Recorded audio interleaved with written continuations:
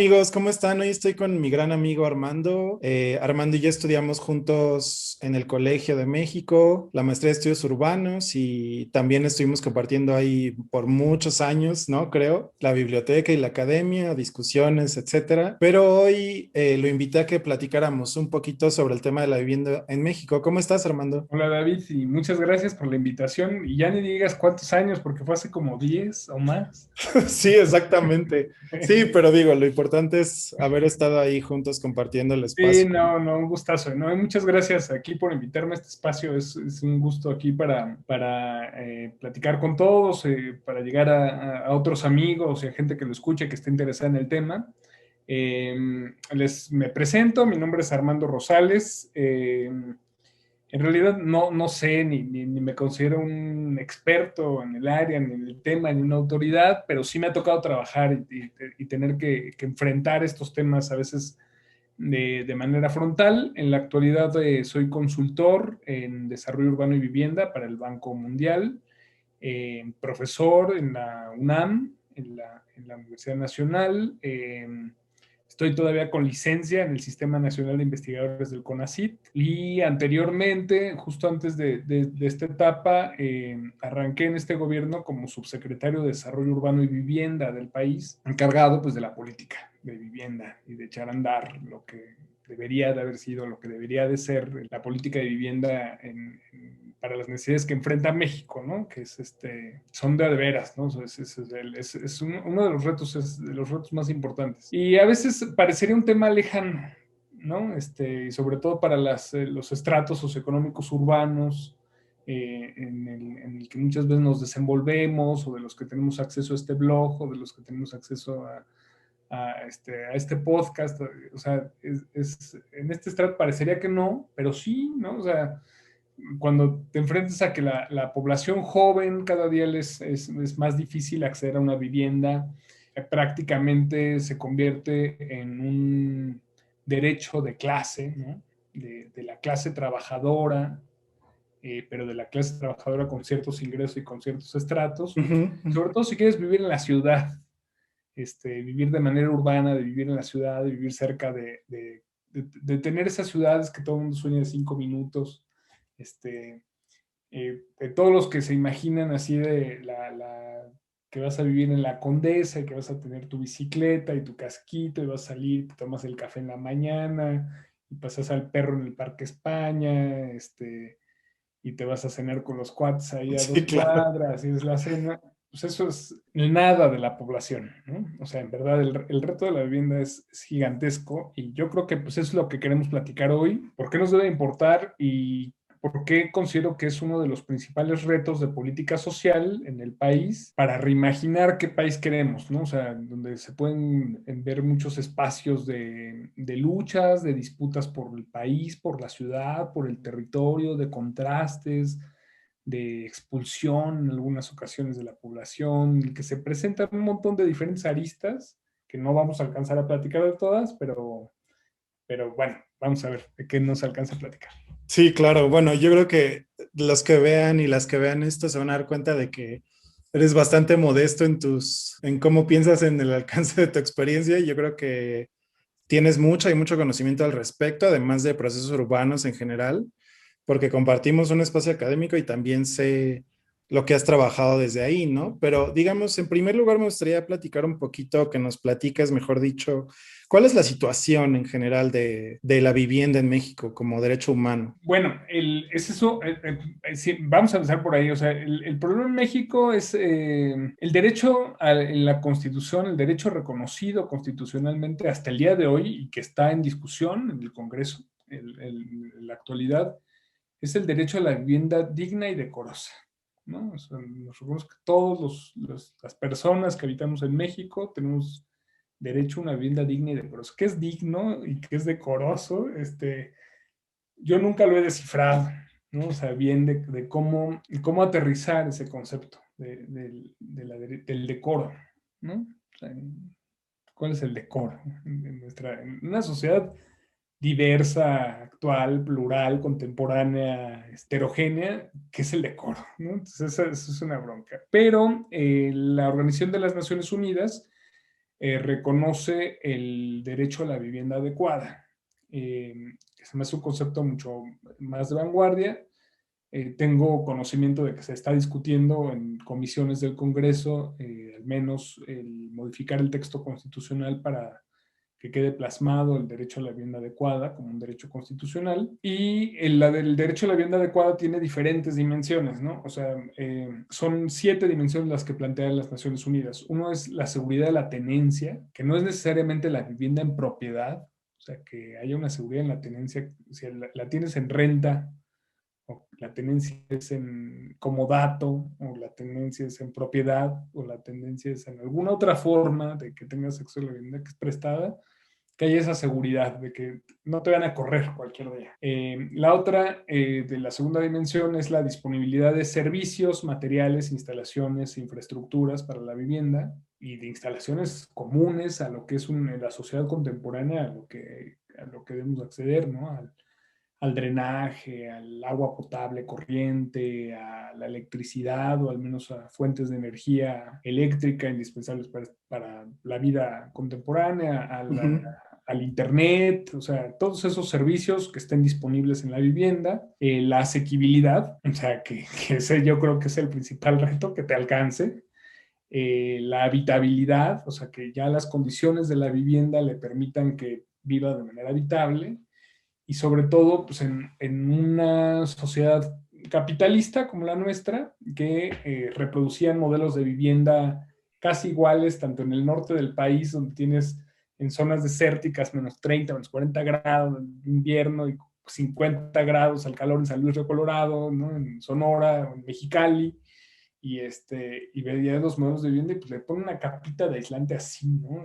Por fuera, bloque de concreto, y casi ves el mismo modelo de vivienda en la Ciudad de México, y casi ves el mismo modelo en Tlaquepaque, y ves el mismo modelo en Chiapas. Entonces, Dios, ¿no? O sea, las Sí. condiciones de habitabilidad. La otra, la accesibilidad a las viviendas, su ubicación y la adecuación cultural. Entonces, estos elementos de reunirse todos, estamos hablando ya de un derecho, ¿no? O sea, del derecho humano a la vivienda adecuada.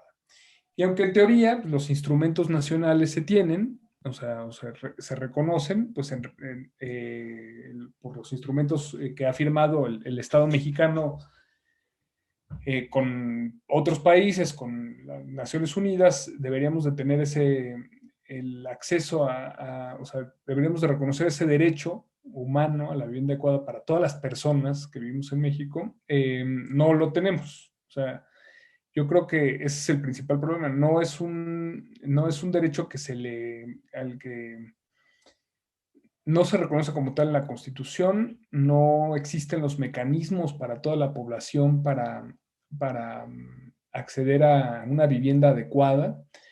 Y el déficit, el rezago habitacional, para que cumpliendo todas estas dimensiones de las que ya hablamos, se aproxima casi a los 10 millones de viviendas, ¿no? O sea, estamos hablando, 10 millones de viviendas es el rezago habitacional, o sea, de gente 10 millones de hogares que no ven satisfecho este derecho. O sea, estamos hablando de 40 millones de personas en México, que es un poco menos de una tercera parte de la población del país, pero que en realidad, pese a tener estas cifras de rezago, pues también no me preocupa que existen cada vez menos mecanismos para que la gente pueda acceder a esta.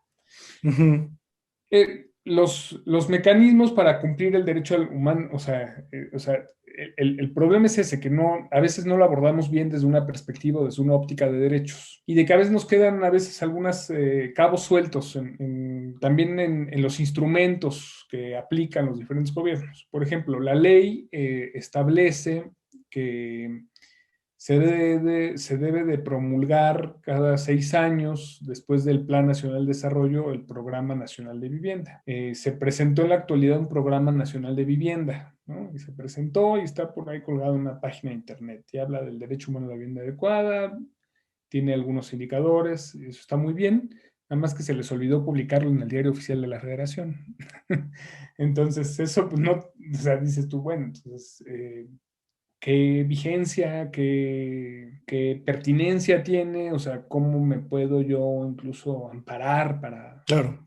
si los instrumentos no lo reconocen. Y la segunda es cómo la gente ha podido acceder a la vivienda en México, ¿no? O sea, cómo ha producido su hábitat, cómo ha producido ese espacio en el que desarrollas todas tus actividades.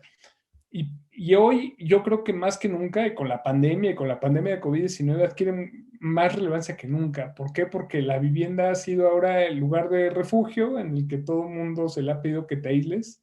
O sea, en donde la principal política del gobierno, antes que el cubreboca, antes que cualquier otra cosa, fue el quédate en casa. Y veíamos a Gatell en la noche diciendo, quédate en casa, quédate en casa. Pues está bien, o sea, sí quédate en casa, pero ¿en cuál?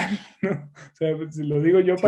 para la mayoría de los mexicanos, y la otra política era lávate las manos, ¿no? Y hay que lavarse las manos, y está la cancioncita del IMSS que da pegajosa de mojar, enjabonar y lavar, lavar y flotar y flotar. Ujú. No todas las viviendas tienen agua. O sea, el rezago habitacional, el acceso al agua potable es gigantesco, pero se manifiesta en la vivienda. En el ámbito de la vivienda es donde te das cuenta que la gente carece de agua potable corriente y carece de un servicio en el que le llegue el agua todo el tiempo, pero se ve en la vivienda. El hacinamiento, ¿no? Que se ha descubierto que ha sido una de las causas principales una de las causas de mayor vulnerabilidad al COVID ha sido las familias que viven hacinadas en pequeños departamentos y en el que, pues, ni modo, pues, si viviese en un departamento de 60 a 55 metros cuadrados, y se enfermaba uno y no había cómo aislarse dentro del departamento, y sabes que se iban a enfermar los otros 5, ¿no? ¿Por qué? Porque es un solo núcleo sanitario compartido, una o dos habitaciones, papá, mamá, 3 hijos, o papá, 2 hijos, no sé, ¿no? Dentro de los diferentes arreglos familiares de la actualidad. O Sí, sea, no, te comparto rápidamente, perdón.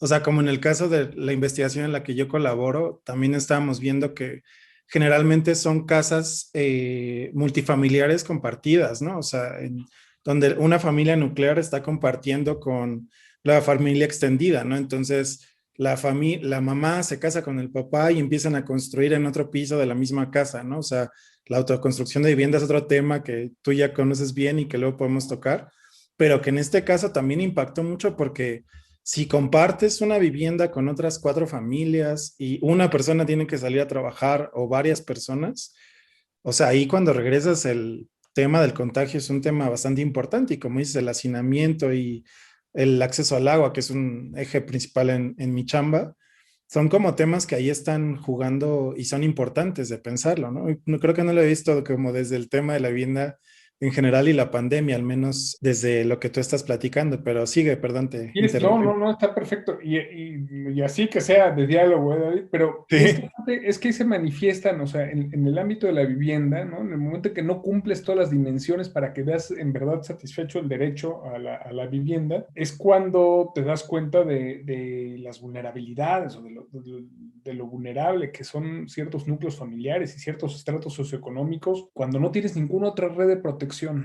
¿no? Ujú. Sobre todo ante hechos catastróficos como este. En este sexenio se nos ha dicho que la familia es la principal institución de seguridad social. Si bien yo la seguridad social lo veo como algo externo, como una red de protección externa, social, que en el caso en el que te falle la familia, que se te muera el proveedor, que se te muera que te mueras, etcétera, tengan una pensión garantizada los viudos o viudas, tengan tus hijos acceso a la guardería, o sea, que cuando la familia no puede generar esas redes, la seguridad social está ahí. En este caso se le está pidiendo a la familia que actúe como esa red de protección, pero cuando ves que o sea, que la misma familia completa se encuentra en vulnerabilidad precisamente porque no tiene garantizado ese derecho, es cuando te metes ahí en un problema, ahí general. Pero esto no es para todos. O sea, aquí es donde debemos de ver que hay desigualdades en el país y desigualdades bien importantes, algunas territoriales y algunas de clase, ¿no? En realidad, durante muchos años la política del Estado mexicano, al igual que el derecho a la seguridad social, el derecho a la vivienda fue un derecho de clase. O sea, la producción, cuando el Estado mexicano era el Estado productor y producía viviendas, se producían principalmente para los trabajadores. Ujú. Y se crearon grandes instituciones, las más importantes del país y de las más importantes de Latinoamérica, para producir vivienda para los trabajadores, en un primer momento. Infonavit, el Fobiste, y después Fonapo, que atendía a otros grupos sociales, y ahí se trató de expandir la cobertura y la acción habitacional del Estado mexicano, de producir vivienda, tratar de llegar a todos los rincones. Se generaron grandes conjuntos habitacionales. Fonapo fue un éxito en su momento, llegó a producir el Fondo Nacional de Habitaciones Populares más viviendas que el Infonavit. Entran en crisis estas instituciones, pero también entra en crisis cuando entra en crisis el modelo del Estado mexicano desarrollista, en los 70s, ¿no? Y cuando ya Ujú. que cuando llega en los 80s el advenimiento del neoliberalismo, pues también esas propias instituciones que había construido el Estado, que eran jóvenes algunas, también entran en crisis.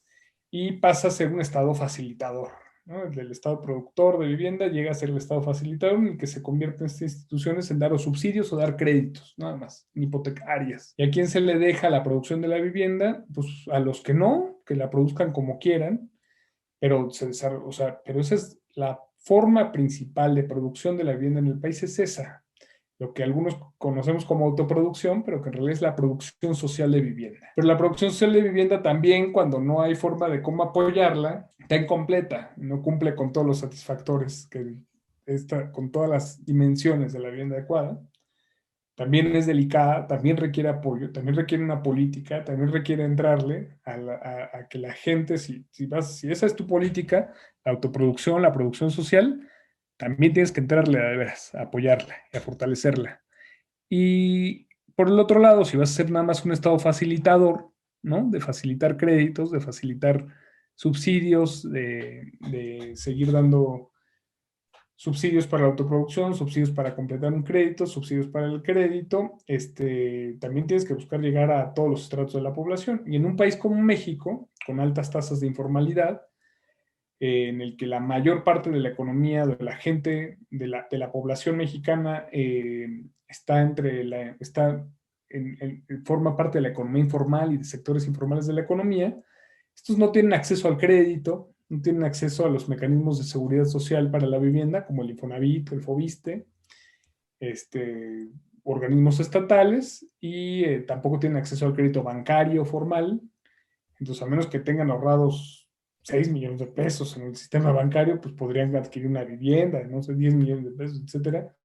Pero eso pues, te reduce las franjas poblaciones. Entonces, también o sea, es un derecho de clase para los trabajadores formales, pero no para los trabajadores informales y no para otros estratos socioeconómicos. Y a los demás, pues nos hemos visto, o la mayor parte de la población se ha visto orillada a autoproducir sus viviendas y en camino hacia la autoproducción.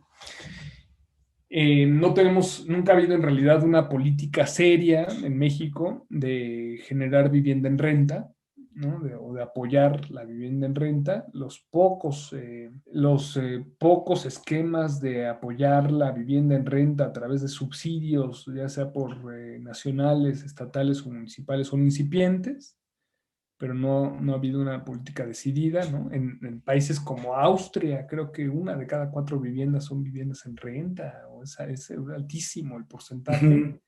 Y en México, si bien cada vez hay más viviendas en renta, pero también crece el parque habitacional y crece la población, etcétera, y hay modelos especulativos y de acaparamiento de la propiedad de la vivienda, los departamentos hoy en día, y te los rentan. No es que haya una política del Estado que controle las rentas, que controle los precios, que controle la calidad, los servicios, los registre, hay un administrador, etcétera, como en otros países. En La otros seguridad, ¿no? Lo que comentabas hace ratito, que no te van a... Yo que rento, ¿no? Que cada año tienes un contrato, pero digamos, en cualquier momento te pueden decir, te rescindo el contrato porque hiciste mucho ruido. Sí, o te lo voy a aumentar, ¿sabes qué? Ahora el próximo año te lo voy a subir al doble, ¿no? O sea, no hay topes a cuánto a cuánto se va a rentar. Acaban de presentar el programa ahora de revitalización del centro histórico, ayer, en la ciudad. Ujú. Es interesante porque se estuvo circulando en las redes sociales de un edificio emblemático ahí por la Alameda que habían desalojado y que habían prometido que no se iba a gentrificar, ¿no? Entonces desalojaron a todos los que rentaban, a todos los inquilinos en el departamento, incluyendo algunos locales, y ahora lo presentan que va a ser pues, un gran hotel así de turismo, con unos renders preciosos, con plantitas arriba, etcétera, ¿no? Entonces tampoco tienes esa seguridad a los que rentan vivienda de cuánto los contratos, cuándo se te terminan, cuándo se vencen.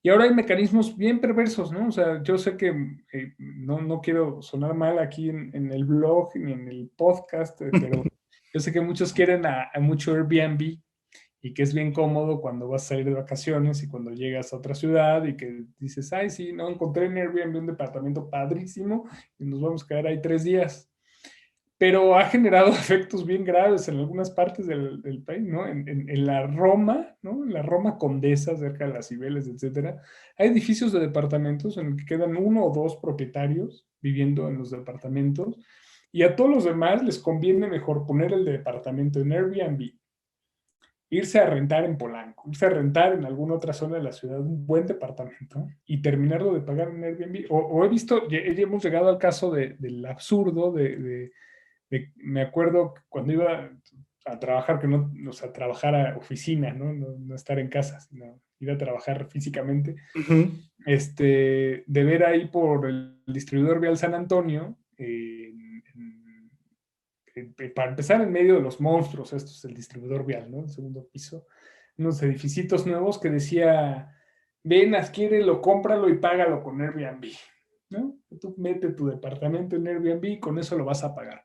¿Qué Guau. ha pasado? Que el Airbnb ha todavía reducido más el mercado de la vivienda en renta. Es un fenómeno que yo creo que en México se necesita explorar mucho más. O sea, ha dejado fuera de la vivienda en renta muchos departamentos del parque habitacional, sobre todo en la zona central de la ciudad y en algunas ciudades turísticas. O sea, por ejemplo, rentar en pueblos mágicos, como Tepoztlán o como Malinalco, etcétera, es virtualmente imposible en la actualidad. ¿Por qué? Porque todas las casas, casitas o espacios que se podían rentar y que que si tú ibas a vivir ahí, ibas a tener un negocio o formabas una nueva familia o te emparejabas o te decidías ir a vivir solo y querías rentar un espacio para vivir en alguno de estos pueblos mágicos, pues lo encontrabas. Si te costaba trabajo, etcétera, pues rentar una casita y ahí vivías, ¿no? En la actualidad esas están solo para el Airbnb. Les conviene más porque obtienen unas ganancias mucho más altas. Entonces ha desaparecido el mercado de vivienda en renta en algunos pequeños pueblos mágicos y centros turísticos cerca de la Ciudad de México, por ejemplo. Entonces, cuando tú ves el caso de París o de Barcelona, ¿no? Y que, híjole, este año estos 10,000 departamentos ya no pueden rentar en Airbnb, tienen que regresar al mercado en renta. Y que ves medidas así casi draconianas, impuestas así por alcaldes de veras progresistas en Ujú. Europa o en París, y vamos a prohibir los Airbnb, porque estas plataformas tecnológicas están causando el encarecimiento de los mercados de vivienda en renta en las zonas centrales, en nuestras ciudades completas, y esto está distorsionando en verdad, y para eso está el Estado, para intervenir en estos mercados. No, aquí no hay mecanismo que todavía le hayamos podido hacer para Sí, la... porque además, como decías, o sea, voy a poner un ejemplo tal vez muy mundano, pero ahora que yo vivo en una de estas zonas que está creciendo cada vez más el Airbnb, también que la pandemia ha traído mucha expulsión de la población que está rentando por mucha gente que hemos perdido trabajo, que nos han reducido el salario, etcétera. O sea, empiezas a ver fenómenos que tienen que ver con lo que hablabas de la gentrificación, que también sé que sabes mucho al respecto, pero que de repente yo empecé a ver que empezaron a abrir como verdulerías, no sé si las has visto como premium, Sí, sí. o así como me acuerdo que mi abuelita compraba en el mercado las cosas a granel, ¿no? Las palomitas de maíz, que las Ah, almendras. Y entonces empiezan a abrir tiendas que son súper, mega extra caras y que van de la mano de este proceso, ¿no? Van subiendo las rentas, van subiendo el mercado en ciertas zonas, pero al mismo tiempo como el mercado de bienes afuera, las verduras, ¿no? Te las venden limpiecitas, bien acomoditas en guacales, en estas tiendas premiums de verduras que hay como cinco ya por mi casa, ¿no? O de sí, sí, carne sí. premium de Sonora o de Argentina, no sé qué, ¿no? Y dices, claro, o sea, es un proceso que ahí va y que al final los pobladores originales, que de eso se trata el proceso, ¿no? Los pobladores originales empiezan a cada vez perder la posibilidad y el poder costear vivir ahí porque los precios de una manzana van subiendo exponencialmente, ¿no? Y sí hay expulsión. O sea, aquí el problema es la expulsión. Entonces, ¿y a dónde te expulsan?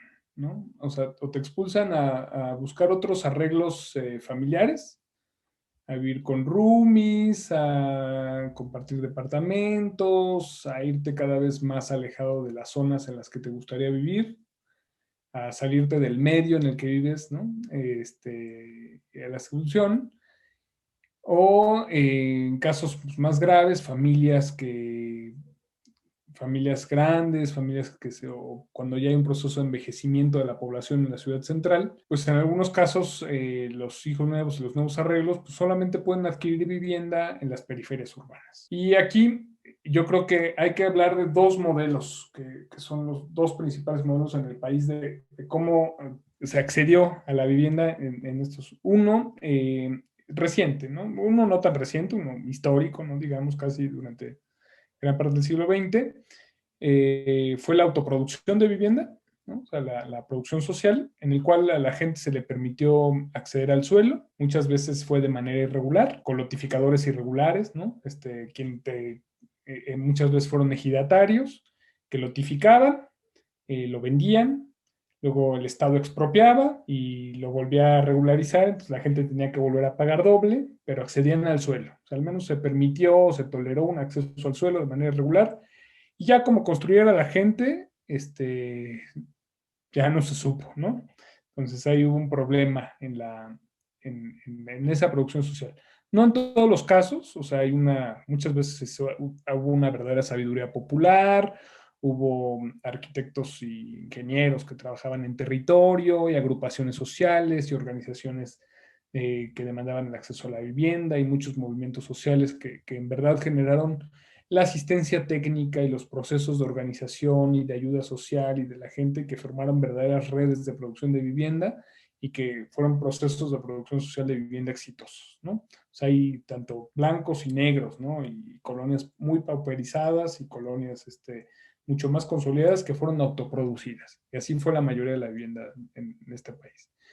Pero el modelo imperante, yo diría, no me choca decirlo del periodo neoliberal, pero el periodo neoliberal en las últimas décadas, pero el modelo imperante consistía en que, y va aparejado de los cambios en los artículos constitucionales en materia de acceso al suelo, era permitimos que la gente, que los desarrolladores de vivienda privados adquieran suelo barato en las periferias urbanas, incorporen ese suelo, creen conjuntos urbanos en las periferias, con la promesa de que iban a llegar servicios, de que iba a haber escuelas, de que iba a ser verdaderos desarrollos urbanos, que iban a haber centros de trabajo, ¿no? Que algún día iba a llegar el metro, algún sistema de transporte masivo, pero en las periferias urbanas era suelo barato, notificaciones, conjuntos horizontales, con viviendas repetidas ad infinitum, ¿no? O sea, al infinito, si veía el mismo modelo de vivienda una y otra y otra y otra y otra.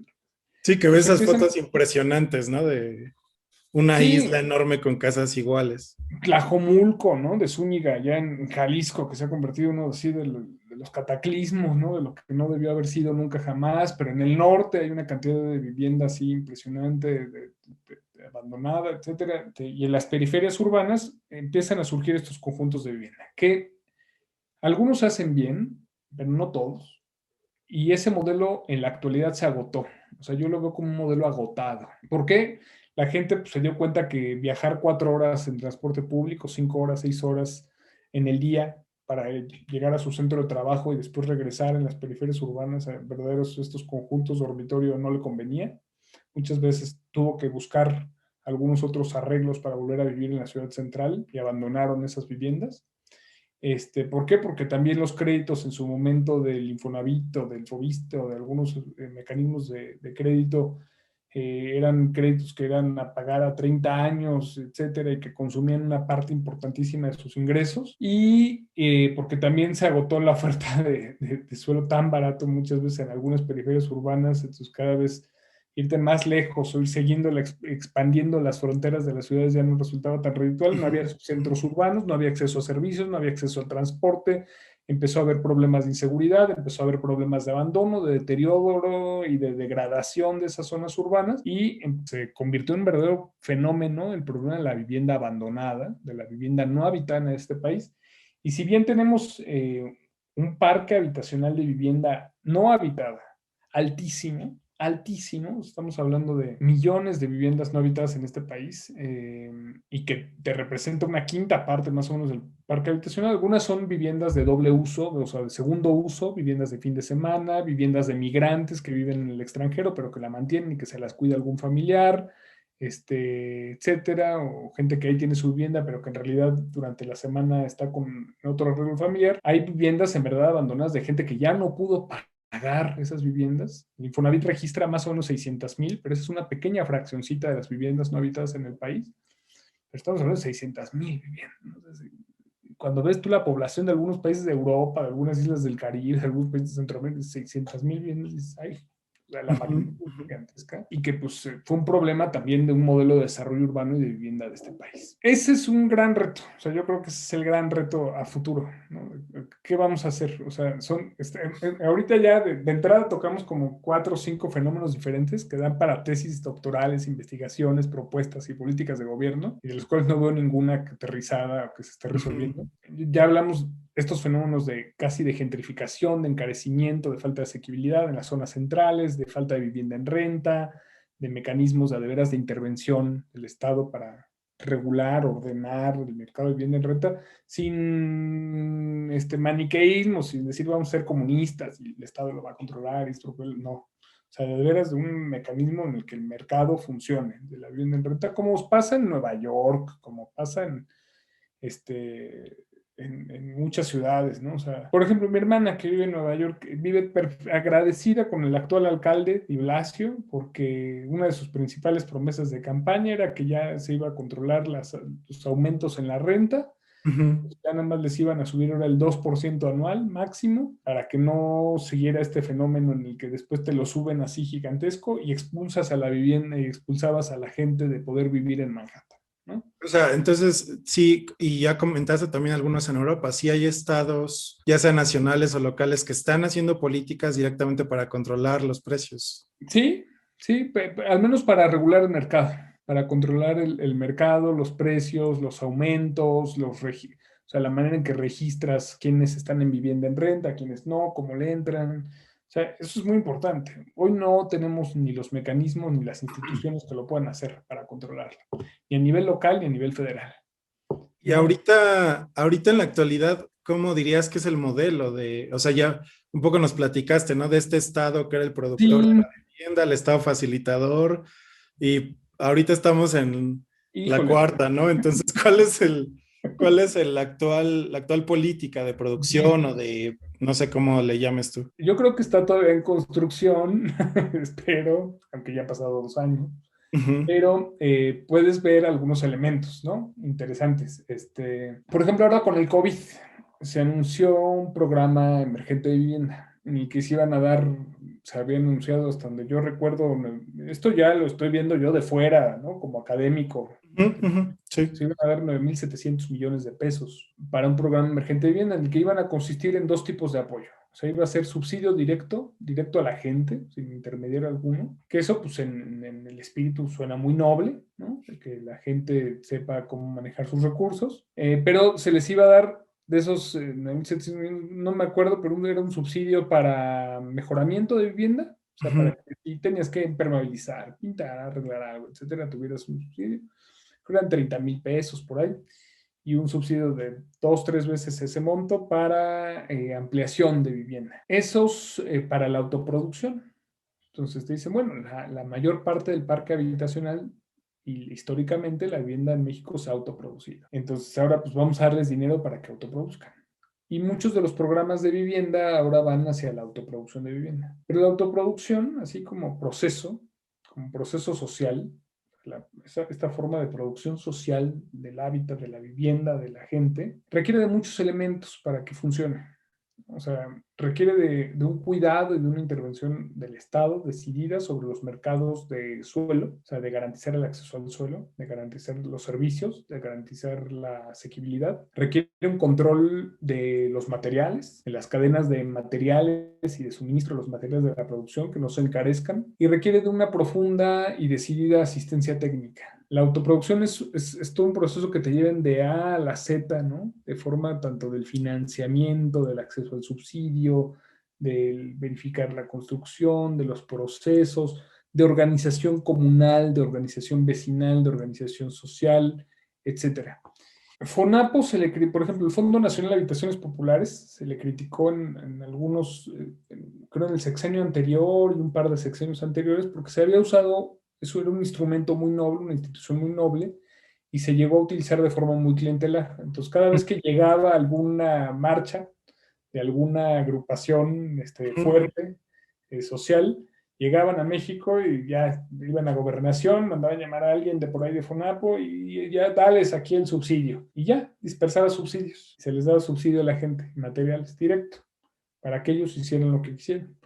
Muchas veces cuando se hacía la evaluación, pues esos subsidios no habían llegado a ningún lado o se les daban materiales prefabricados y la gente no había construido, ¿no? Lo que pedían y nunca habían mejorado en realidad su vivienda. ¿Se corre el riesgo con esta autoproducción sin la asistencia técnica requerida? Sí, o sea, yo creo que es un riesgo, pero bueno, está haciéndose el intento, o sea, entonces yo no dudo de los objetivos nobles de transitar hacia esta forma de la autoproducción. También los programas de Infonavit, de Fobiste están fomentando la autoproducción, pero requiere una política bien integral y bien difícil de coordinar. O sea, entonces, o el Estado le entra de veras con todas sus instituciones, con la Comisión Nacional de Vivienda, y con fuerza y con potencia, y de veras con una coordinación con los estados y municipios, o no va a funcionar el modelo. Está en construcción. O sea, yo no lo veo como algo acabado, con muchos riesgos, pero ojalá esos riesgos se atiendan para de veras fortalecerlo. Y el otro modelo, nada más de créditos a la vivienda, sigue funcionando, pero ese es para un pequeñito estrato. Clases medias, muy pudientes, estratos socioeconómicos medios, altos, pues esos sectores de la vivienda ni la crisis les ha pegado, ¿eh? La crisis del sector residencial premium, premium plus, y el plus 2 y el 3 y el 4 y los big grants, y el Big Grande Reforma, el Big Grande aquí, el Big Grande Pedregal 1, Pedregal 2, Pedregal 3, una torre gigantesca que construyeron ahí en Picacho, Ajusco y Periférico, de locura, ¿no? Unos departamentazos ahí al lado de la Cineteca, ¿no? Este conjunto. Sí, sí, sí. Estos departamentos carísimos, a eso no les ha pegado la crisis, ¿eh? Eso siguen vendiendo para esos estratos, lo tienen re bien, o para los que pues, se pueden comprar la segunda casa en lugares así con buen clima y calurosos y con la alberquita, esos van re bien. No, yo digo para el grueso de la población que no puede satisfacer su derecho a la vivienda. Claro. Pero es un modelo, híjole, es que sí me hiciste la pregunta difícil, pero O sea, a ver digamos, cómo, que o sea, entiendo un poco que está en construcción, ¿no? El actual. sí, y pues vamos a ver qué pasa, David, porque si no le entras, si a la producción, a la autoproducción le entras nada más dando subsidios y pensando que la gente pues le va a funcionar muy bien, pues no. Te voy Claro. a comentar dos anécdotas, así no sé Sí. si sean ciertas o no, ¿no? Pero bueno, una del sismo sí es cierta, ¿no? O sea, en el sismo se les dio a todos en la administración anterior, en el gobierno de Peña Nieto, pues llegó el sismo, de estos sismos terribles ahí de Oaxaca y Chiapas, pues devastó una parte importante de las viviendas en el sureste. ¿Qué pasó? Pues a la gente, pues ya, como todo, mandaron a toda la estructura del Estado, la que había, ¿no? De las secretarías, comisiones, etcétera, hacer los censos, los levantamientos, etcétera, y a mucha gente se le dio tarjeta. Entonces le daban una tarjeta. Entonces, pues ya la gente tenía una tarjeta, pero ahí en la sierra de Oaxaca o en Chiapas.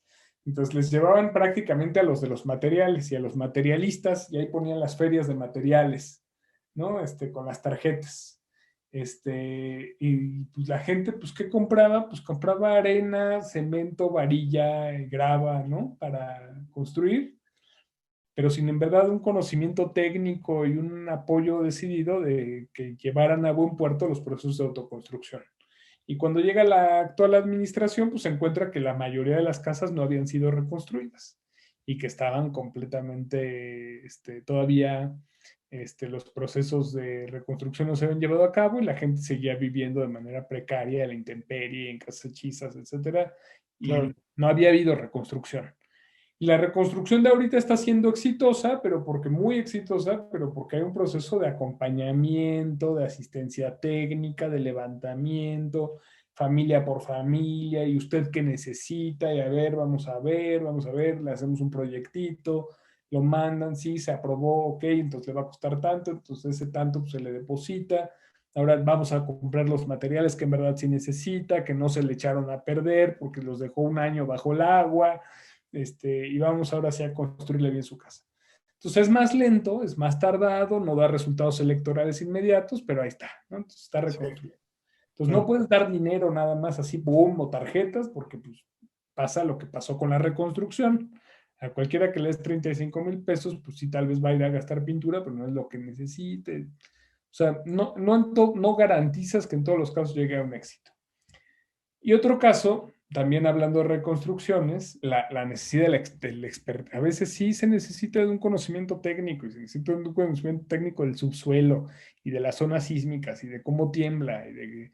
O sea, ya no todo el mundo hace viviendas vernáculas como hace 300, 400 años, ¿no? O sea, todo el mundo, o sea, muchas veces ni modo. O sea, si es el capitalismo de malvado de generar necesidades, pero la gente pues, aspira a tener la casita, pues, la losa de concreto y el piso firme, etcétera, que pues tal vez hace 100 años no se necesitaba, no era una necesidad creada por el capital, y todo el mundo aspira a tener agua corriente, instalaciones eléctricas e internet en su casa, ¿no? Y de manera adecuada y bien hecha, pues, ni modo, así es. En Haití cuentan, o sea, si no me consta, que llega un huracán, ¿no? Uf, y va el huracán y arrasa Haití.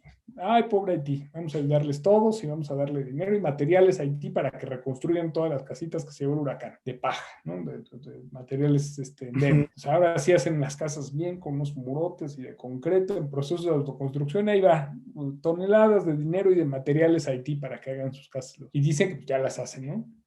Pero pues también Haití tiembla, nada más que tiembla cada 100, 200 años, ¿no? Entonces viene el temblor de Haití, y ahora sí le pega a Puerto Príncipe. Pues todas esas casas con unas losas así de concreto de 30 centímetros, del triple, sobrecalculadas, sin Ujú. conocimiento técnico de que era una zona sísmica y se caen. Y ahí viene todo Puerto Príncipe otra vez para abajo. La falta de asistencia técnica, o sea, de ese proceso de acompañamiento, de esa expertise, etcétera, genera que tenga que haber una doble reconstrucción en Haití, ¿no? Esa al menos es la anécdota que se cuenta así en el Sí. medio general. Pero si te fijas, son procesos bien delicados, o sea, para garantizar el derecho a la vivienda. O sea, ya hablamos de que necesitas primero ciertos mecanismos de Estado, ¿no?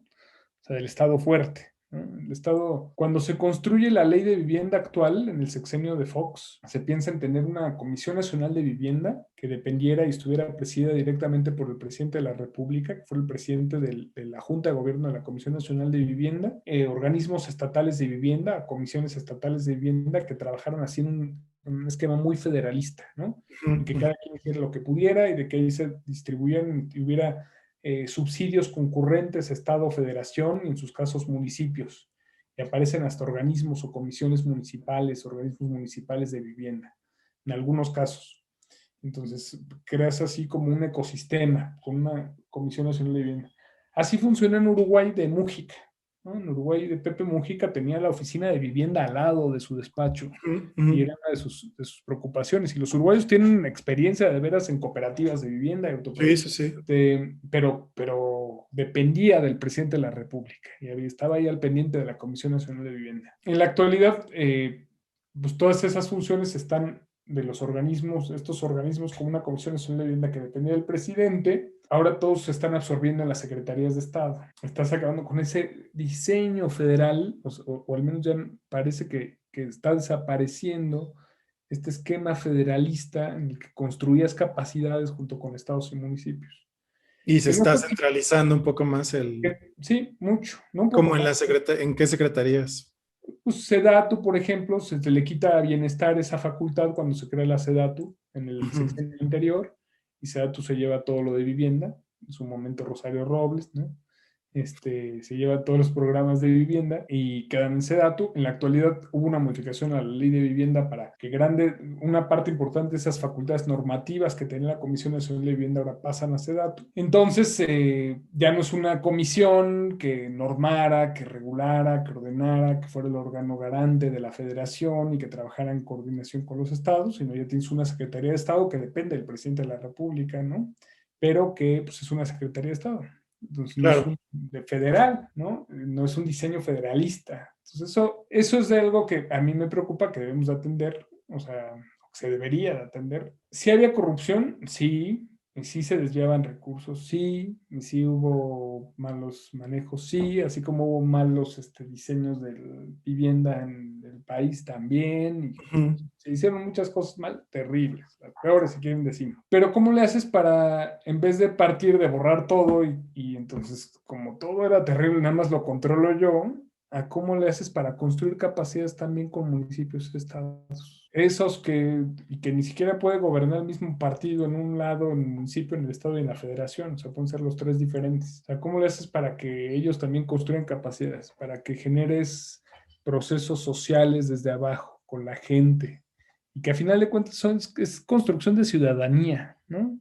O sea, la gente cuando de veras le entra a la producción de su hábitat, a la construcción Sí, social, que va acompañado técnicamente, que lo ve como un derecho, que lo ve como un derecho de Estado, que lo ve como, que lo ve cercano, que no nada más te llegó el subsidio y el recurso, y que te llegó la tarjeta, o te llegó el cheque, o te llegó el funcionario público encargado ahora de atenderte de los programas sociales y que te lo da, ¿no? Y que te empadronó y te lo da, y es que venimos de darle un apoyo, ¿no? ujú. No, la construcción de ciudadanía, la apropiación de los derechos va mucho más allá y se expresa en ese ámbito de la vivienda, de los servicios públicos, Sí, de y que como dices, también ha estado también muy relacionado con movimientos sociales, ¿no? El movimiento urbano popular, por ejemplo, ahí estuvo muy Antorcha Campesina, digo, muchos movimientos que también han sido en sus momentos partidistas, pero que también han ayudado a grandes partes,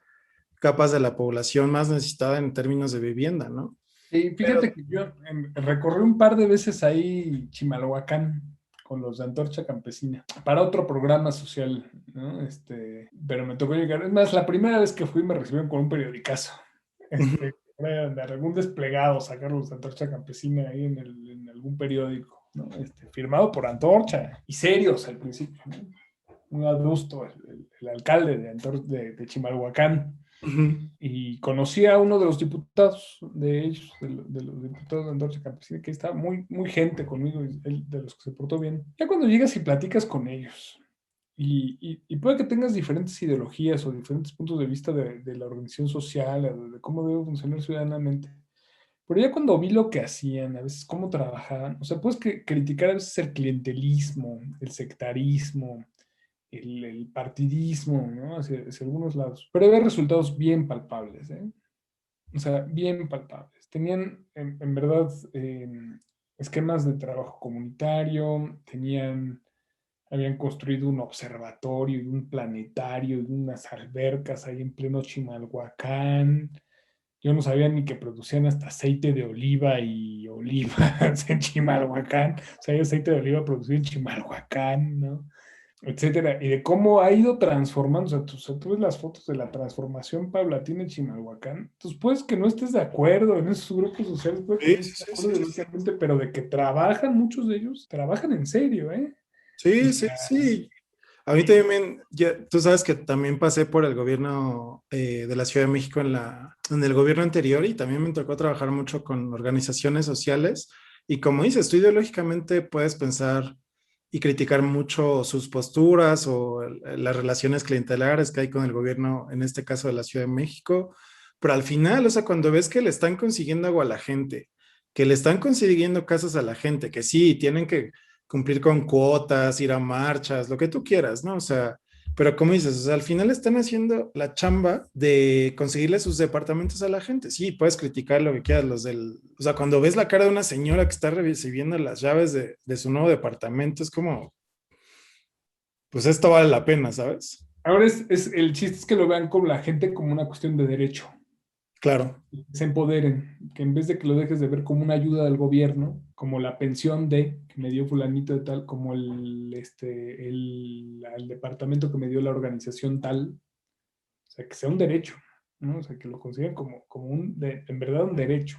Y eso es lo más difícil de construir.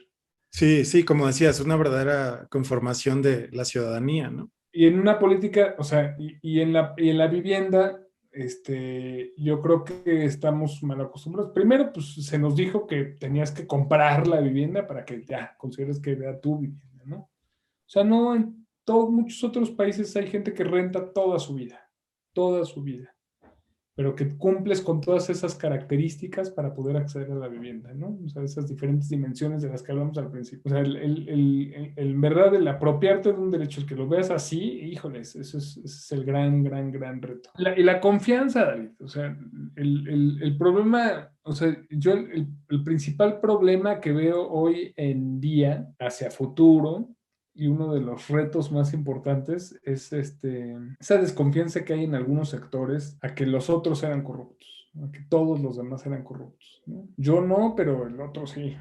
Ujú, ujú. Y también se desconfianza, es que lo está usando electoralmente, entonces, ni todos eran tan malos, ni todos eran tan rateros, ¿no? O sea, sí hubo muchos, una cosa así terrible en muchos casos, pero no, no, o sea, No, y que además siempre, yo siempre que platico con familiares o amigos de estos, un poco sobre las redes clientelares, etcétera, o sea, es como, claro, o sea, al final son derechos que no deben de estar apegados a esa dinámica, pero en la política y el poder, como decía Maquiavelo, la política no es de santos, o sea, los políticos están buscando votos, están buscando poder y sí. puestos, ¿no? Reelegirse, seguir en el poder, etcétera, o sea, y ese es la moneda de cambio de la política, el poder, ¿no? No están ahí para ser buenos, ¿no? No, Aunque así lo construir queramos. hegemonías y de ahora yo estoy ocupando el poder, ¿no? Es un nuevo grupo el que ocupa el poder, ¿no? No que, Claro.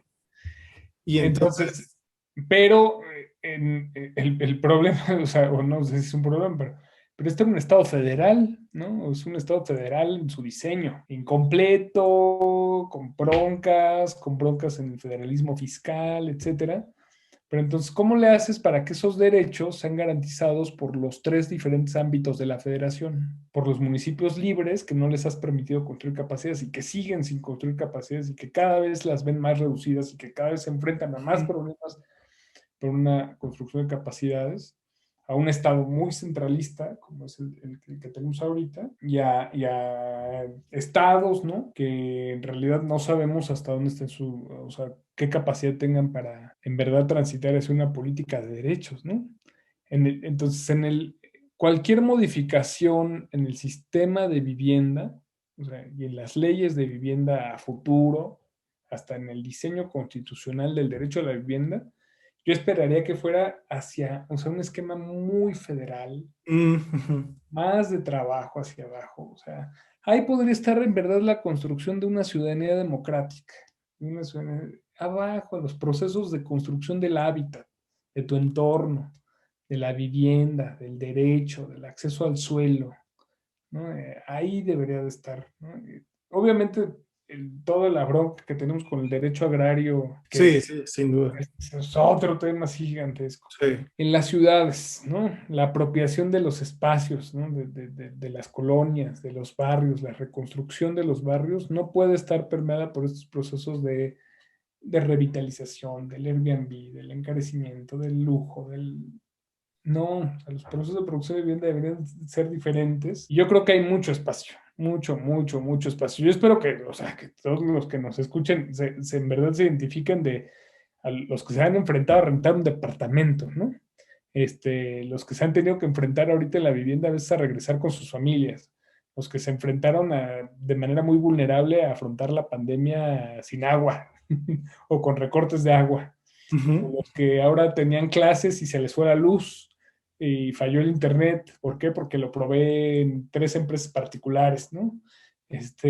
A los que no, y que le hablas y tú, el servicio a clientes y te contestaron no, es que nada más te contestaban por WhatsApp, ¿no? Por la pandemia. Ahora, por ejemplo, o sea, ahí es donde debería estar el contacto, en el hábitat, en tu entorno más cercano, en la vivienda, ¿no?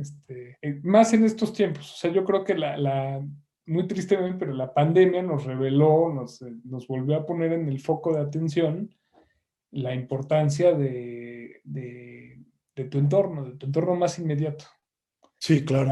del acceso a la ciudad, o sea, El derecho a la ciudad, al final de cuentas, del que todo el mundo habla ahora, ¿no? Hay el derecho a la ciudad y la Ujú, ciclovía, ujú. la bicicleta, ¿no? Es un derecho bien interesante porque es un derecho interdependiente a muchos otros derechos. O sea, el verdadero derecho a la ciudad es el derecho a los servicios satisfactores básicos, es el derecho a la seguridad social en el medio urbano, ¿no? En una sociedad eminentemente urbana como es la sociedad global actual, mundial, en que la mayoría de la población del mundo hoy es urbana, en un Ujú. país como México que más del 80% de su población es urbana, este, o sea, es interdependiente al derecho de veras a la vivienda, ¿no? A la vivienda adecuada, al agua, al medio ambiente sano, a la vida libre de violencia, ¿no? A la diversidad, un montón de cosas. Ahí se plasma en la ciudad, en el entorno urbano. Sí, sí, sí, sí. Si no satisfacemos esa pequeña unidad, la primera, que es donde vivimos, y no la tenemos, o sea, no, yo no te puedo decir hoy yo no me puedo comprar una vivienda. Hoy yo no me puedo comprarla, no. Y creo que muchos por nuestra talla, por nuestra edad comparten eso, ¿no? O sea, estamos en situaciones con las familias, rentando, ¿no? Que también va mucho con esta cuestión de la flexibilidad laboral y muchos otros problemas, ¿no? Pero sí, que creo que lo compartimos. Y ahorita que platicabas un poco de cómo la vivienda va asociada a otros derechos, o sea, pensaba en la pandemia ahora, que una forma un poco de mantener también la salud mental cuando pasamos de rojo a naranja y empezaron a abrir los parques, ¿no? Y me acuerdo mucho yo vivo en la delegación Benito Juárez, ¿no? Que es una de las delegaciones que más metros cuadrados por persona tiene de áreas verdes, pero si vives en otra delegación, en Iztapalapa, en Venustiano Carranza, o sea, ¿qué tanto acceso tienes, por ejemplo, a esas otras zonas, ¿no? De recreación, para ir a correr, para ir a caminar en un entorno en el que no estás saliendo de la casa, ¿no? Solo me acordaba un poco como de estos porcentajes ahorita que platicabas de cómo es un derecho integral, ¿no? Fíjate que para uno que es estudioso a veces de lo social, de lo urbano, de la ciudad, de estos temas, dando clases para mí ha sido bien enriquecedor, ¿no? O sea, muy enriquecedor, duro, difícil, Ujú, pero ujú, también a veces con unas experiencias bien desgarradoras, porque las aulas nos igualan, ¿no? En una universidad pública y gratuita, como es la UNAM, ¿no? Donde doy clases, las aulas te igualan. Todos somos iguales en el aula. Todo el mundo tiene el mismo cuaderno, una pluma similar y todo el mundo está en el mismo respirador. Y a veces te puede tocar uno y a veces te puede tocar el de al lado o el mismo pupitre. ujú, Y el profesor le da la clase igual a los 50 que están ahí. Pero ahora o sea, con la pandemia, o sea, he entrado al espacio privado, a la vivienda de mis alumnos, ¿no? O sea, de todos mis estudiantes, todas y todos mis estudiantes. Cuando prenden la cámara, estás en su recámara, en su espacio personal, en su vivienda, en su lugar más íntimo, en su lugar de refugio, en su lugar ujú. en su morada, ¿no? Donde hacen su vida, ¿no? Y ahora, donde pasan ahora la mayor parte de su vida, privada, familiar, ¿no? Individual, este, y ves, y entonces ahí se ven más las desigualdades. O sea, primero no porque no todos tienen la misma computadora y porque no todos tienen el mismo internet, ¿no? O sea, la misma calidad de internet y de banda ancha. Sí, sí, sin duda. Clases online es una bronca. No, pero porque también los espacios de la vivienda, la habitabilidad de la vivienda, esa dimensión, hijo, ¿cómo la he sufrido? ¿Por qué? Porque hay el que le tiene que gritar a la familia, cállense, ¿no? ¿Por qué? Porque está haciendo ruido el hermanito. El que estás escuchando que además de que está el estudiante, la estudiante tomando la clase en línea, oyes la televisión prendida porque los hermanos más chiquitos están tomando la clase en Sí, televisión. sí. El que está tomando la clase en una mesita, ¿no? En la computadora, con la cocina atrás y la mamá prende la licuadora a la hora de la clase. ¿No? Discúlpeme, no lo escuché porque prendió mi mamá la licuadora en el momento en que tenía que escucharla. El que estás también en la casa y oyes que pasa el de los tamales en la Ujú, mañana, el ujú. ruido de la ciudad y el de fierro viejo se compra, ¿no? Etcétera. Entonces es bien interesante porque porque entraste al espacio íntimo, entraste a la vivienda de los estudiantes y nunca lo había visto, o sea, yo nunca lo había pasado, porque eres muy respetuoso de guardar esa distancia, ¿no? Los conoces, platicas, dialogas, hay empatía, pero en el aula. Ujú, ujú. Es afuera del aula, en el cubículo, platicas con tus estudiantes, ¿no? Pero ahora has tenido que entrar a la habitación. Muy desafortunadamente, se han hecho muy evidentes las desigualdades en el medio en el que vivimos todos. Una parte importante del rezago habitacional está en las características de las viviendas en las que habitamos. O sea, el rezago habitacional que dicen más de 9 millones de viviendas están en rezago, es porque están en rezago, pero porque no cumplen algunas de estas características de las que hemos hablado.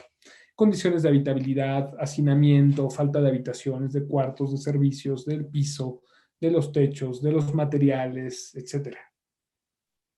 Y eso en un análisis gruesos de los que nos permiten las Ujú. estadísticas nacionales, ¿no? No estoy hablando ya de estudios serios, cualitativos, de que entremos. En México, si hiciéramos un estudio del asbesto, híjole, pues la mitad de las casas ya no pasan porque todavía tenemos tinacos de asbesto, ¿no? Ujú, ujú. O sea, esto no es Estados Unidos en el que el asbesto se pone hasta trajes como espaciales para quitar el asbesto. No, aquí no. O sea, ese déficit de 9 millones se puede atender mediante procesos de mejoramiento de la vivienda. Es una parte importante del rezago habitacional, se puede atender mejorando esas condiciones de la gente que tiene la capacidad de mejorar su vivienda, su entorno, de construir una habitación adicional, de poner un piso más, de cambiar pisos, cambiar materiales, cambiar instalaciones, etcétera. Pero otra parte importante no, o sea, ese rezago no se puede resolver así. O sea, son servicios públicos urbanos de Ujú. calidad, adecuados, son ¿qué haces con de pequeñísimos departamentos de Infonavit? Pues necesitas otros mecanismos para que los nuevos arreglos familiares puedan acceder a una vivienda adecuada. Necesitas generar oferta de vivienda para jóvenes en diferentes estratos socioeconómicos en los que las viviendas no se igualen. Necesitas generar vivienda en renta, ¿no? Diferentes esquemas de arriesgarte a vivienda en renta. No todo el mundo quiere autoproducir su vivienda y no todo el mundo quiere comprar un terreno en la periferia y no quiere, todo el mundo quiere una casa de 3 recámaras, 2 pisos, porque va a tener 4 hijos, ¿no? O 3 hijos, o 2 hijos, papá, mamá y los niños. No, Sí, ¿sabes? sí, y más con los nuevos arreglos y cómo está cambiando demográficamente los jóvenes, ¿no? Cómo estamos cambiando. Sí, o sea, ya no solo es un cambio de la pirámide poblacional y en el que se achica cada vez la base de la pirámide poblacional y ahí están los nuevos resultados del censo, ¿no? O sea, las nuevas formas de emparejamiento, de arreglos, pero pues, también te lleva a nuevas formas que uno diría, ay, qué padre, ¿no? Estas nuevas formas de estos nuevos arreglos, de nuevos núcleos familiares que tienes con tus roommates y de que tienes que rentar con una o dos personas que a veces no conoces para rentar una habitación en un departamento. O sea, no es cool siempre, ni es hip, ni es trendy, ¿no? No, ¿sabes? Sí, Es difícil. O y sea, todo el mundo, está expresando la desigualdad y tu incapacidad de acceder a ese mercado de vivienda, ¿no? si Y pudieras acceder a rentar un departamentito para una persona, con los espacios mínimos adecuados para una persona, lo rentabas. Si tu trabajo es en la ciudad central y pudieras acceder a la ciudad central, te apuesto a que la mayoría lo haría, ¿no? Pero ¿qué pasa? Pues ahí sí, en México somos bien profundamente liberales, ¿no? Bien, bien liberales. Más que en todo el resto del continente y que en Europa, ¿no? O sea, parece que los países así donde creció y nació el neoliberalismo y el liberalismo, ujú. esos, no, ahí sí regulan los mercados de vivienda, ahí sí regula la vivienda en renta, ahí sí hay límites a la vivienda en renta, ahí sí hay esquemas, tienen problemas también, pero a veces actúa el Estado, se siente la fuerza del Estado. Y aquí nuestros gobiernos locales, que deberían de encargarse de eso, nuestros marcos legales, pues a veces no te lo permiten, ¿no? Entonces no existen esos mecanismos. Fíjate, estaba pensando en Tlajomulco de Zúñiga, que parece ser así como uno de los peores experimentos sociales habidos y por haber, que de expansión urbana y de casas y casas y casas de modelo especulativo generado por desarrolladores y que hay ahora casas abandonadas, abandonadas, abandonadas inseguridad, inseguridad, inseguridad y terrible, el municipio echó a andar un programa municipal de apoyo a la vivienda en renta mediante subsidios. Entonces le está otorgando subsidios y es como tu garante el municipio. Entonces, quien renta la vivienda, o sea, con el objetivo de recuperar esas viviendas abandonadas, tú se las rentas al municipio. No se la vas a rentar a un particular, sino se la vas a rentar al municipio. El municipio ya esa vivienda en renta, pues ya tendrá ahí una familia que se encarga de pagarle la renta al municipio. Eso va a permitir rehabilitar y regenerar. Es un programa nuevo, medio incipiente. Ujú, ujú. Rehabilitar pues, el parque habitacional de viviendas abandonadas en Tlajomulco. Está muy ¿Cuál, interesante. cuál es el otro punto? Además de sola, o sea, pero no solamente se necesita intervenir en ese mercado de vivienda en renta, necesitas un montón de cosas. Necesitas generar empleos cercanos en la zona. Educación, escuelas de calidad alrededor. Servicios urbanos adecuados, que no te falte el agua, la luz, el drenaje, que no se te tapen las tuberías, que no se te esté desmoronando la vivienda. Tener transporte público, financiado por el Estado, ¿eh? O sea, de veras de calidad, que llegue masivo a la zona. Tener parques y jardines y entornos y espacios seguros y adecuados en el ámbito de la vivienda. Que sepas que si la vas a rentar y que por algún momento te llega a fallar porque puedes perder el empleo, pasa algo, tengas una red de protección que te puedas estar ahí un tiempo más y que te la financien. Ese es el éxito, o sea, no solamente es resolver los mecanismos financieros de la vivienda, sino todo lo que gira alrededor del entorno de la vivienda para garantizar ese derecho. Y entonces, ojalá le entre el municipio, además de tener ese mecanismo, a todo lo demás, ¿no? A que haya Sí. transporte masivo, público, a que haya escuelitas, a que haya primarias, a que haya un centro laboral, a que generes políticas sociales y a que haya trabajadores ahí sociales entrándole al barrio y de evitar adicciones y de mejorar los entornos y espacios públicos. Este, y eso es muy interesante. O sea, también. Sí, yo creo que, o sea, yo me quedaría con un par de cosas bien interesantes. Una, por un lado, que creo que por lo que dices, ves a la vivienda como un espacio en el que interactúan muchas fuerzas o procesos sociales, ¿no?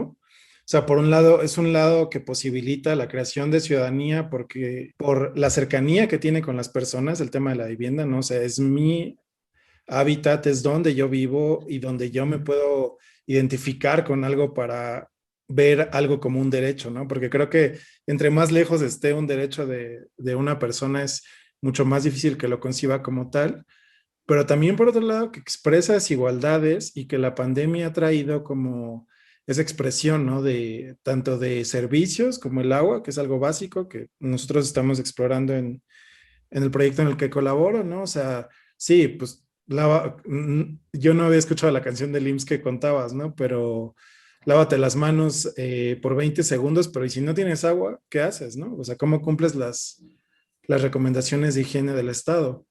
O sea, esa idea me gustó mucho, como que puedes ver cómo se interrelacionan muchos procesos sociales, económicos, políticos en un espacio tan pequeño como una vivienda, ¿no? En una realidad tan pequeña.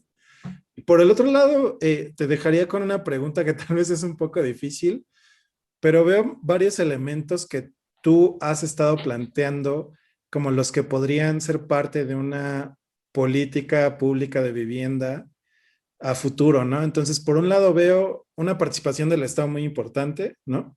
Veo también que hablas de que se integre como la idea o como la costumbre que está allá afuera de que la gente está apoyándose en la producción de vivienda social para construir sus casas, ¿no? O sea que hay un seguimiento de parte del Estado también. Un tercer elemento, por ejemplo, la regulación del mercado de rentas y que se integra una política pública de la vivienda en renta, ¿no? Porque no hay, o sea, como dices, está dejado totalmente al mercado, ¿no? O sea, ni Thatcher soñó con eso, creo. Pero y que se pongan candados a la especulación de cuestiones como Airbnb y ya podemos ahí meter la gentrificación, pero veo como esas claves un poco, pero la pregunta, digamos, difícil que quería soltar es, si a ti te dejaran de tarea creo que rescatarías estas características, pero ¿cómo plantearías el futuro de una política de vivienda que tú consideres justa, adecuada, dentro de este marco de derechos humanos?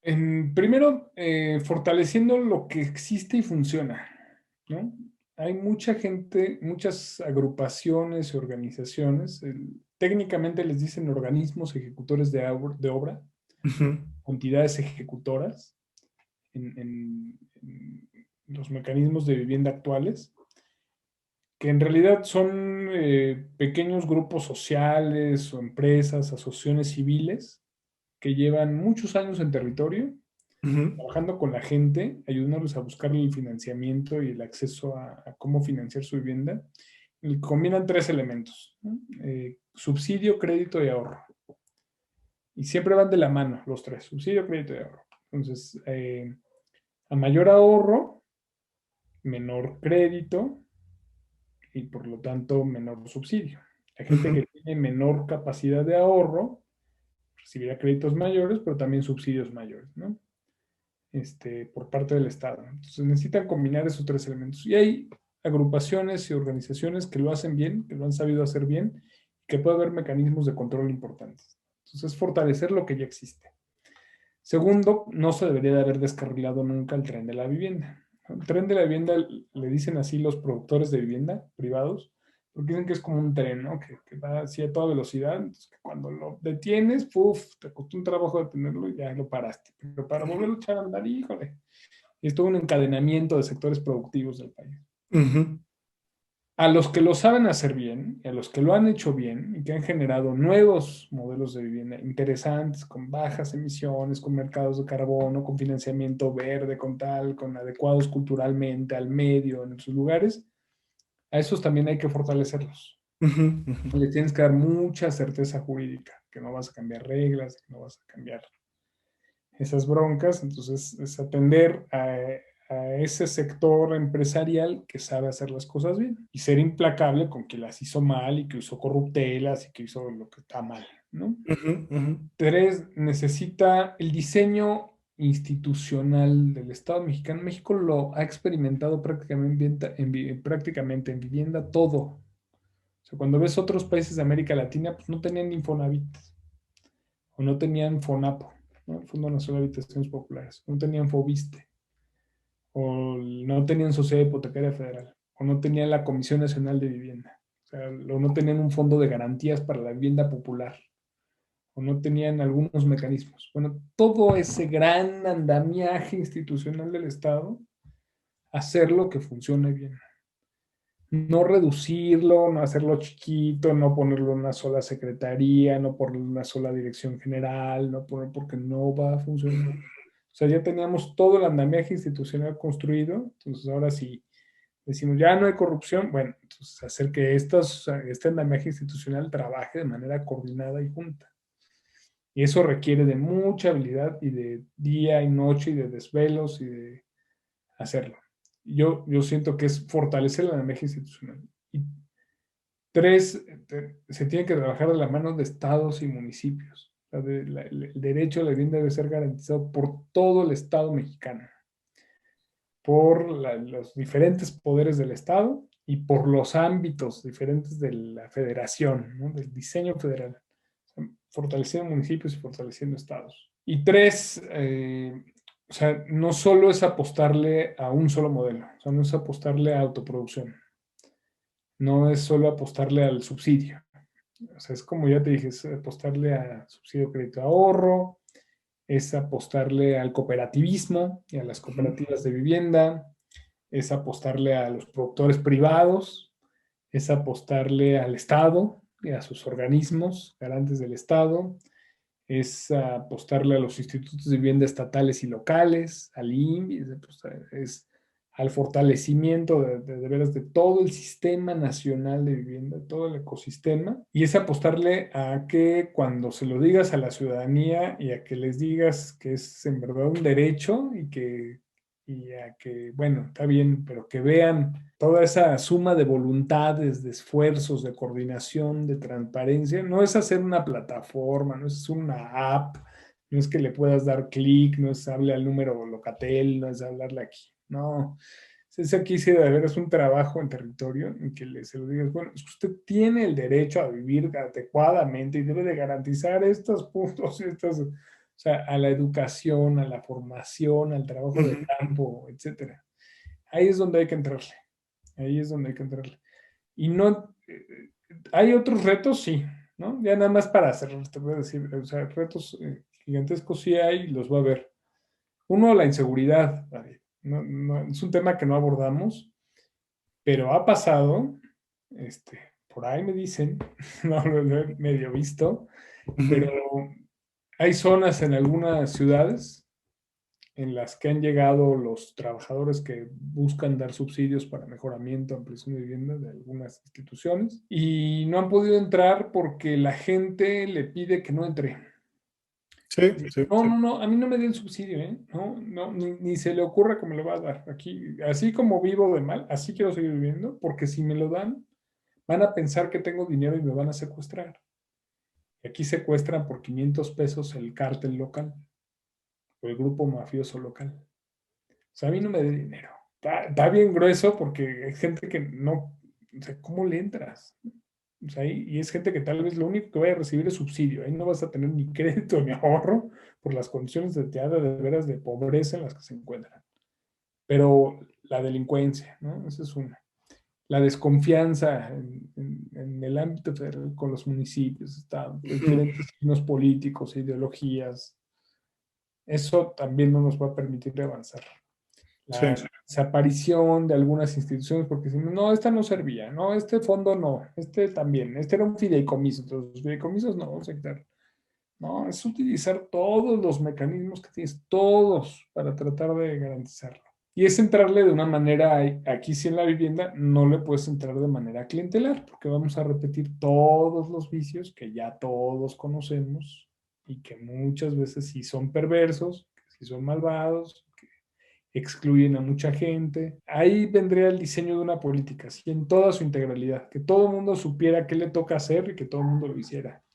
Y de una coordinación muy fuerte y muy decidida. Cuando recibí yo a quien trabajó y a quien en alguna ocasión, en alguna reunión con quien hizo eso en el gobierno de Pepe Mujica, que tuve alguna visita a ver y conocer y trabajar con las cooperativas de vivienda en Uruguay, a ver cómo trabajaban, pero una vez que vino a México me decían, bueno, se podía porque había, el presidente decía, estaba ahí al lado. ¿Sabes? También eso hace falta. ¿No?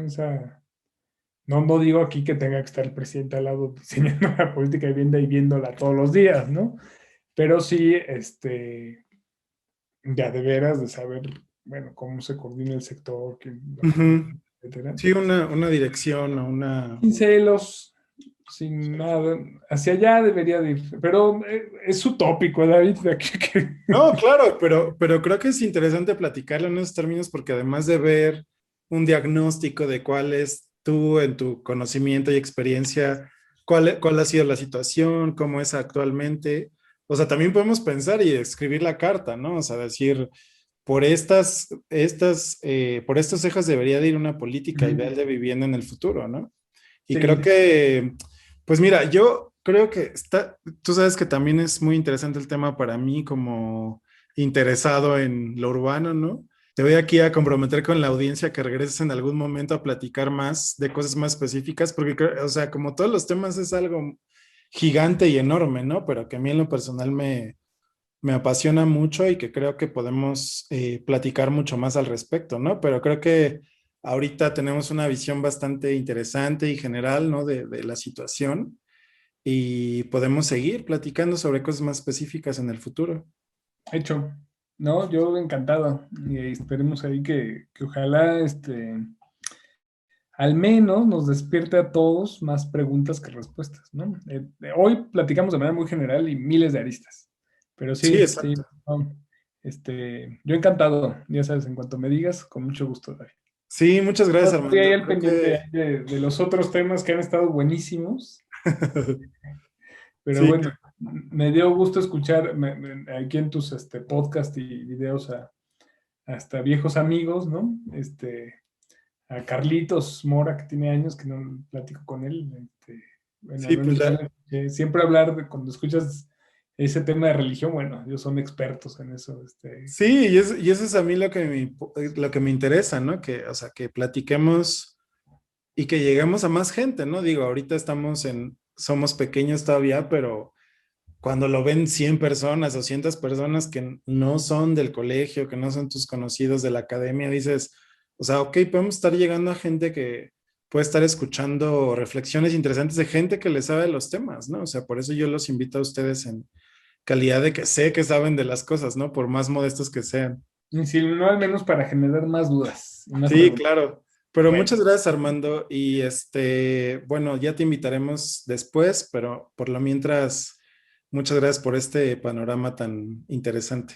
pues un abrazote virtual, David, y esperemos ahora podértelo dar pronto, desde ahora que ya ojalá la vacuna llegue, Sí, ya que a podamos no que salir, pero tarde, sí, ¿no? muchas gracias, amigos. Y recuerden usar cubrebocas.